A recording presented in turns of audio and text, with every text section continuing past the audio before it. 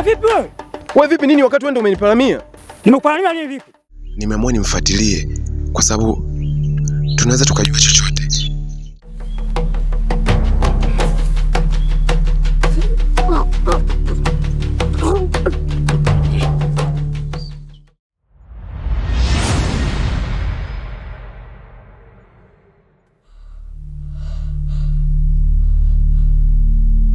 Usishtuke kuniona. Nimeamua nije kwa sababu kuna tatizo kubwa ambalo nimeliona juu ya mimba yako. Na ndio maana nimeamua kuja asubuhi hii. Najua leo ni siku ya pili. Na nilikwambia kwamba siku ya tatu ndio urudi Kilingeni kwangu. Kwa sababu ya hilo tatizo, na ndio maana nataka leo uje Kilingeni kwangu ili kuokoa hilo tatizo.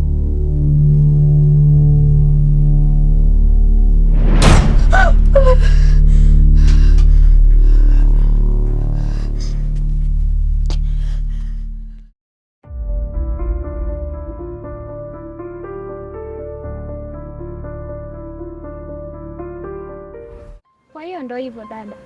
Ameniambia kwa inatakiwa tuwae sana. Maana yake anajua fika matatizo nilionayo. Hata hivyo nakushukuru sana nimekutana na wewe hapa njiani. Maana nilikuwa nawaza sijui nitakukuta nyumbani, si unajua sikukupanga. Hatukupangana chochote kuhusu hili jambo. Maana yake huu mguu nilikuwa nakuja kwako kuja kukwambia dada yangu tuende. Mimi kule maeneo kama ile siwezi kwenda peke yangu kabisa.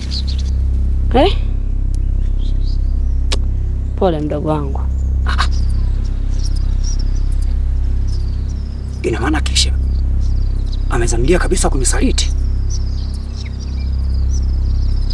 Na mara mwisho nilimuonya kabisa kwamba sirudie kushirikiana na yule mwanamke.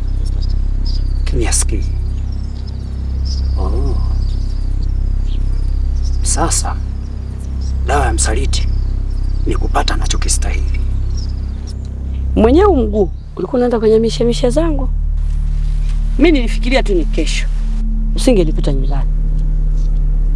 Lakini kwa ninavyokujali mdogo wangu, nipo tayari kuahirisha safari, nirudi nyumbani, nikajiandae tuondoke kwenye safari yetu. Kwa usijali kwa hilo. Nirudi, nijiandae, nikupitie, twende. Sawa dada, nashukuru sana kwa kujali. Naona pia bidii zako na unanipambania sana. Mdogo wangu, nisipokujali, si unajua nilikwambia nini? Dhamira inanihukumu. Basi ngoja niende nikajiandae, alafu tuende. Sawa mdogo wangu. Yaani hili jambo likija kuisha, mtafurahi na nitanenepa. Mwenyewe natamani sana liishe. Je, tufanye hivyo mdogo wangu? Basi niende mara moja na kupitia. Sawa. Sawa.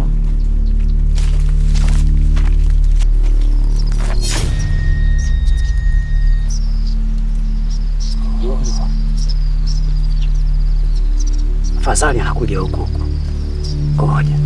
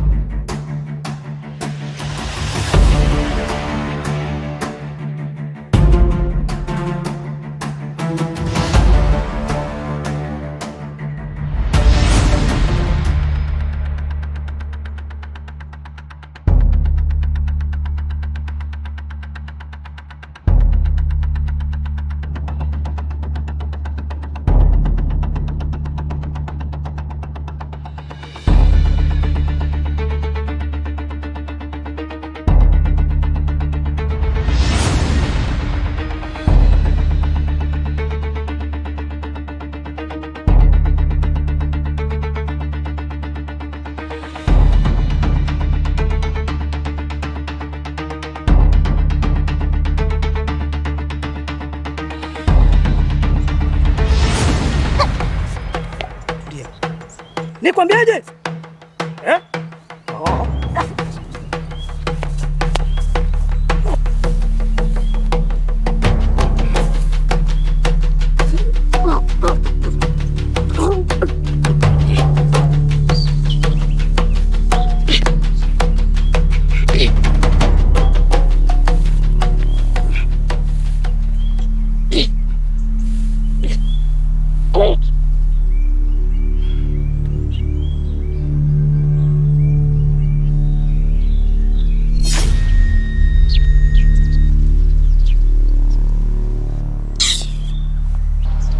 Hii ndio zawadi ya msaliti, kwa sababu nilikwambia achana na yule mwanamke, utaki kunisikia. Shida yako unataka kuniharibia mambo yangu. Pumbavu.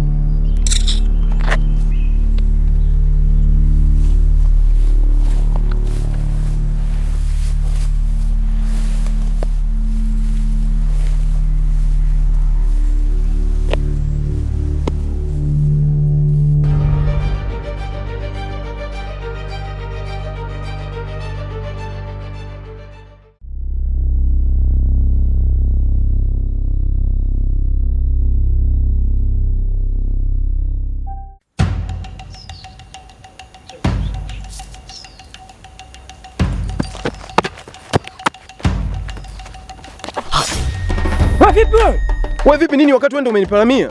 Nimekuparamia nini vipi? Kama ulikuwa unataka kuparamiwa, usingekaa pembeni. Nikaa pembeni wakati hii ni njia. Wewe ungejali hilo tungegongana. Acha ujinga wewe. Huo ni upumbavu huo. Kuwa makini wewe.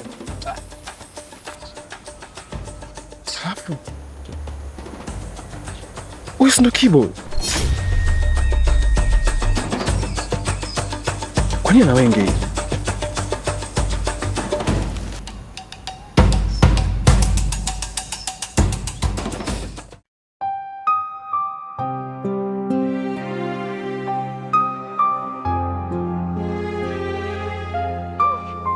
Jamani, hata kama yaani kisha mpaka muda huu na tumeidiana dakika 5, lakini anaenda masaa 2 sasa, lakini kishaonekana huko nyumbani kwake. Atakuwa anafanya nini? Na mganga ameniambia ni wahi. Ona sasa mpaka sasa tunachelewa da.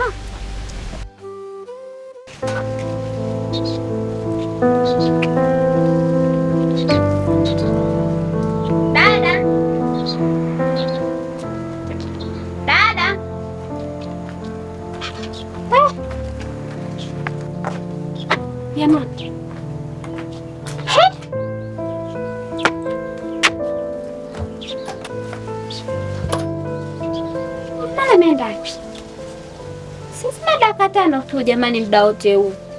We dada. Kisha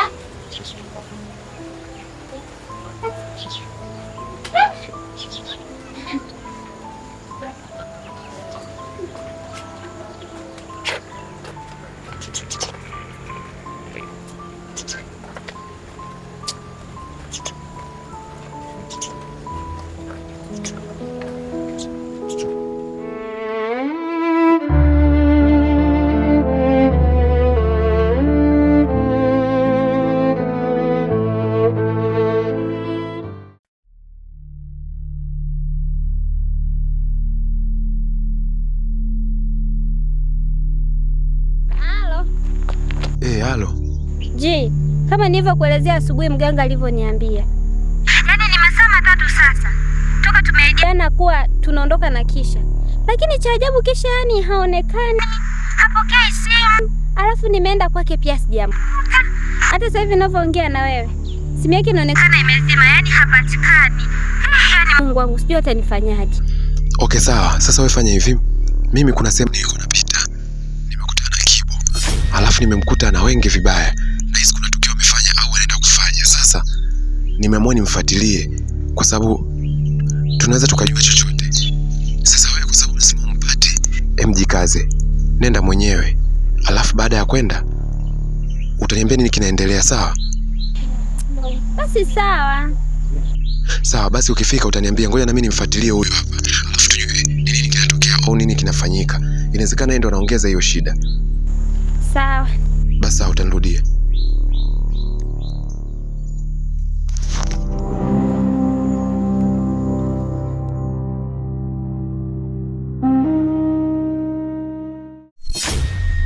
Kafara ya mimba ya kafara ya mimba ya kafara ya mimba ya agano la kuzimu.